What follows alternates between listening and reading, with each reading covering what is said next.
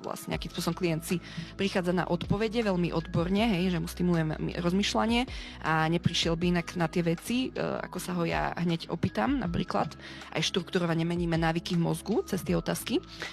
No a potom druhá vec je, že coach dodáva tú energiu, je to taká podpora na tej ceste, lebo keď si tak zoberieme, hej, keď sa pozrieme tak všeobecne na masy ľudí, hej, alebo kde sa my nachádzame vo svete,